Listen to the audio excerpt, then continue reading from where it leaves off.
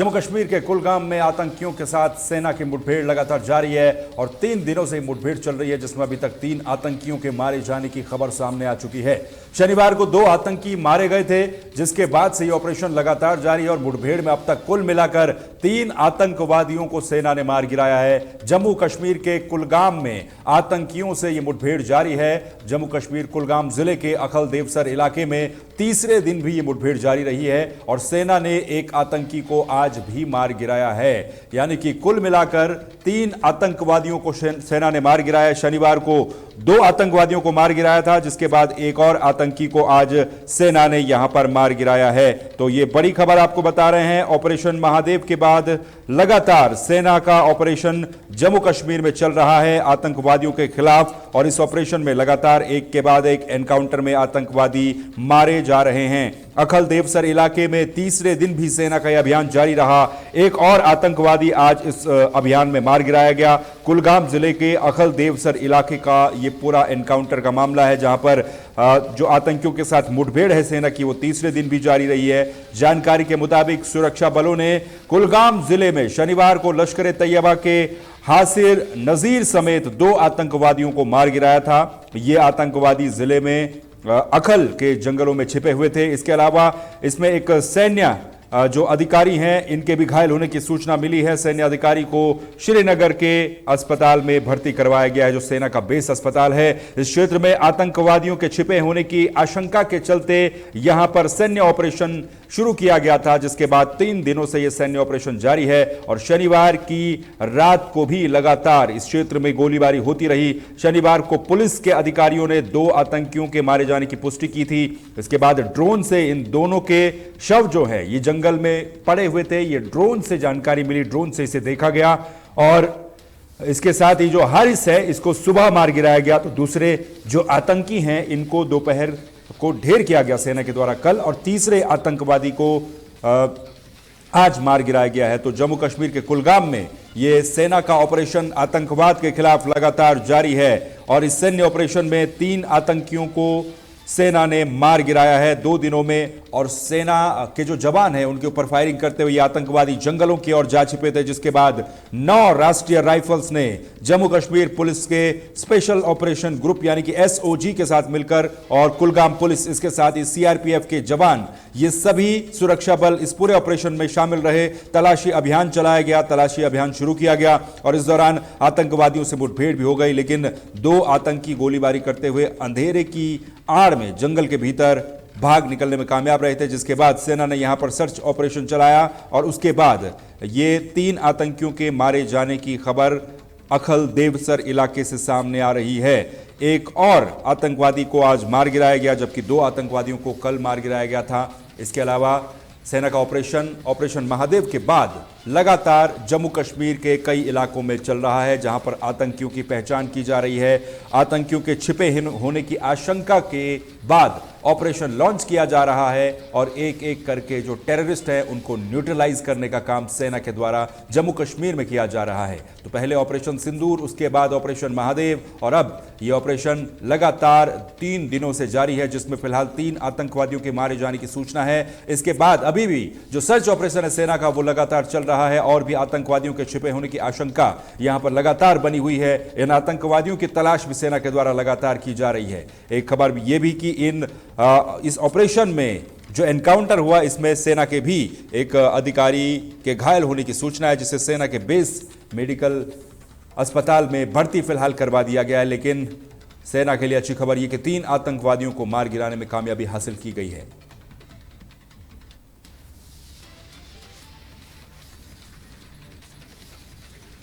वहीं देश के कई इलाकों में मानसून का कहर अभी भी देखने को मिल रहा है। बाढ़ जैसे हालात मैदानी राज्यों में देखने को मिल रहे हैं, तो वहीं पहाड़ी राज्यों में लगातार भूस्खलन की खबरें सामने आ रही हैं।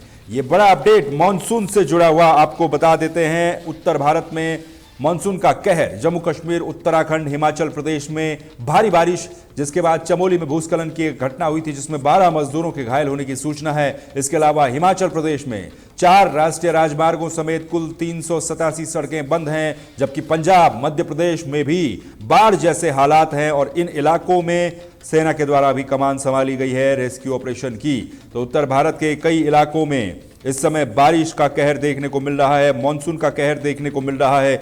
जम्मू कश्मीर से लेकर के उत्तराखंड और हिमाचल प्रदेश तक भारी बारिश के चलते भूस्खलन की खबरें सामने आई, जिसके बाद मैदानी इलाकों से भी बाढ़ की खबरें सामने आ रही हैं और जम्मू कश्मीर में ही बारिश के चलते जगह जगह पर मार्ग टूटने के कारण अमरनाथ यात्रा को समय से 1 हफ्ता पहले ही खत्म करना पड़ा, यानी कि 1 हफ्ता पहले यात्रा बंद करनी पड़ी। इसके अलावा पहाड़ों से लेकर के मैदानी इलाकों तक मानसून का कहर आफत बनकर बरस रहा है।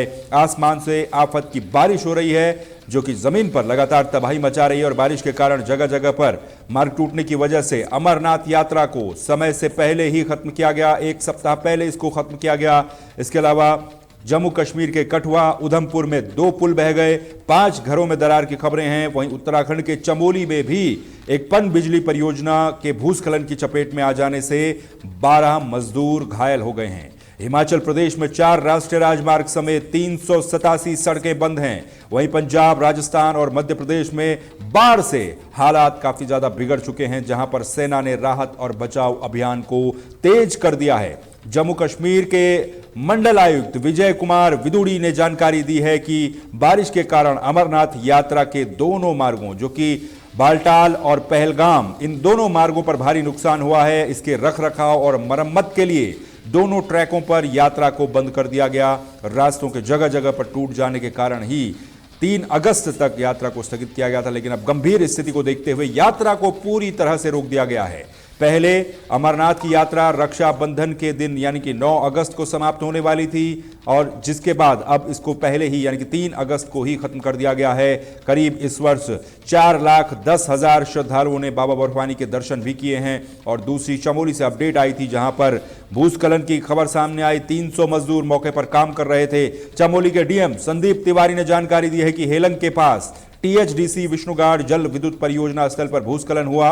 उस समय वहां 300 मजदूर काम कर रहे थे और पहाड़ से पत्थरों को गिरता देख मजदूरों को सुरक्षित स्थानों पर भागना पड़ा, लेकिन 12 मजदूर उसकी चपेट में आ गए थे और सभी को पीपल कोटी के अस्पताल में भर्ती करवाया गया। तो यहां से भी भूस्खलन की खबर सामने आई थी। मध्य प्रदेश, पंजाब और राजस्थान में बाढ़ जैसे हालात हैं। बाढ़ प्रभावित इलाकों में स्थिति खराब होने के चलते सेना ने यहां पर राहत और बचाव का अभियान तेज कर दिया है। मध्य प्रदेश के इसारगढ़ और सीहोर क्षेत्र में राहत बचाव काम के लिए सेना की टुकड़ी को लगाया गया है। गुना में भी सेना की टुकड़ी राहत और बचाव का काम कर रही है। राजस्थान के धौलपुर में सेना की टुकड़ी को भेजा गया और अब तक 105 लोगों को बाढ़ग्रस्त इलाकों से रेस्क्यू किया गया है। 300 से ज्यादा लोगों को मेडिकली जो सहायता होती है सेना के द्वारा और बचाव दलों के द्वारा वो दी गई है। हिमाचल प्रदेश में भी मृतकों की संख्या 100 के पार पहुंच चुकी है। हिमाचल प्रदेश में भी लगातार तेज बारिश के चलते कई जगहों पर स्थिति खराब हो चली है। 101 जो मृतकों की संख्या है वो पहुंच चली है और हिमाचल प्रदेश में 4 राष्ट्रीय राजमार्ग फिलहाल बंद हैं। अपडेट आपको दे दें, चंडीगढ़ मनाली NH21, मनाली लेह NH3 और औत लुहरी NH 305, खाब गफरू NH 505 समेत 387 सड़कें यातायात के लिए हिमाचल प्रदेश में बंद बताई जा रही है। तो बारिश से कई जगहों पर हालात बिगड़ते हुए इस समय नजर आ रहे हैं, चाहे पहाड़ी राज्य हो या मैदानी राज्य हो, हर जगह स्थितियां बद से बदतर नजर आ रही हैं।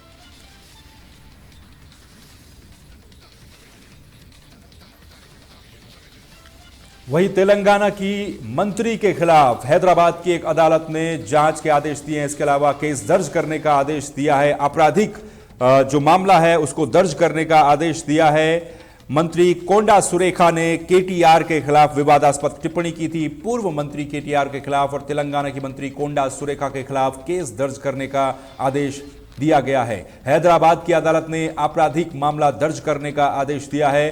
पूर्व मंत्री केटी रामाराव की मानहानि की शिकायत पर कोर्ट ने यह पूरा आदेश दिया है और 21 अगस्त तक मंत्री सुरेखा को नोटिस देने का भी आदेश कोर्ट के द्वारा यहां पर दिया गया है। तो ये एक और खबर सामने आई है, जहां पर तेलंगाना की जो मंत्री रही हैं, तेलंगाना की वर्तमान मंत्री हैं, उनके खिलाफ कोर्ट ने आपराधिक केस दर्ज करने का आदेश दिया है। ये पूरा जो मामला है ये कुछ समय पहले का है, जब विवादित टिप्पणी मंत्री सुरेखा के द्वारा की गई थी पूर्व मंत्री केटी रामाराव को लेकर के, और इसके बाद अब कोर्ट ने उनकी शिकायत पर, उनकी जो अर्जियां थी उस पर सुनवाई करते हुए फिलहाल तेलंगाना की मंत्री कोंडा सुरेखा के खिलाफ आपराधिक केस दर्ज करने का आदेश दिया है। इसके अलावा कोर्ट ने यह भी कहा है कि 21 अगस्त तक सुरेखा को एक नोटिस भी भेजा जाए। और मंत्री कोंडा सुरेखा ने केटीआर के खिलाफ विवादास्पद टिप्पणी की थी, जिसके बाद यह पूरा आदेश कोर्ट के द्वारा दिया गया है। हैदराबाद की एक अदालत ने यह पूरा आदेश दिया है।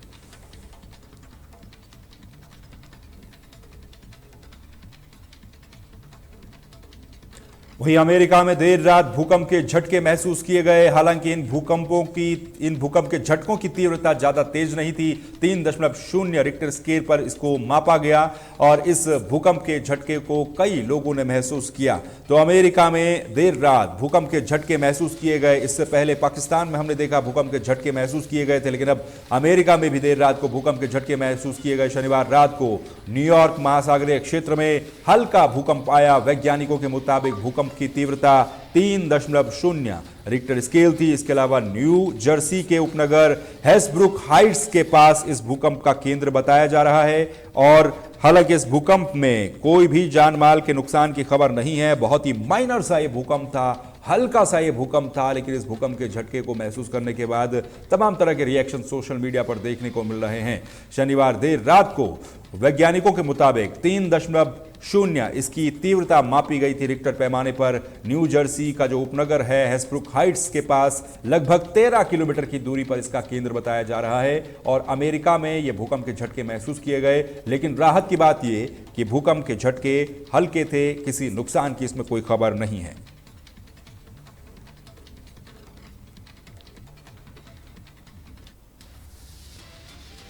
वहीं दिल्ली में दुकान खाली करवाने को लेकर के विवाद हो गया और दुकान खाली करवाने को लेकर के ही इस मामले में गोलीबारी हुई है। 3 भाइयों पर गोलीबारी करने का मामला सामने आया है दिल्ली से, जिसके बाद एक व्यक्ति इसमें घायल हुआ है। घायल को अस्पताल में भर्ती करवाया गया है और जो घायल है उसको इस समय अस्पताल में भर्ती करवाया गया। 32 वर्ष उसकी उम्र बताई जा रही है। इसके अलावा पूरा मामला जो ये दिल्ली का हजरत निजामुद्दीन इलाके का ये पूरा मामला है। दिल्ली के हजरत निजामुद्दीन इलाके में घायल की पहचान 32 वर्षीय फुरकान के रूप में हुई है। 3 भाइयों के ऊपर गोलीबारी करवाने का ये मामला है। दुकान खाली करवाने के विवाद में गोलीबारी हुई है। 3 भाइयों पर गोलीबारी की गई, जिसमें एक घायल हुआ है और घायल को अस्पताल में भर्ती करवाया गया है। जिसके बाद इस घायल की पहचान जब की गई तो घायल की पहचान भी हो चुकी है। और हजरत निजामुद्दीन का ये पूरा मामला है। दिल्ली के हजरत निजामुद्दीन का घायल की पहचान फुरकान, जिसकी उम्र 32 वर्ष है, इसके रूप में की गई है।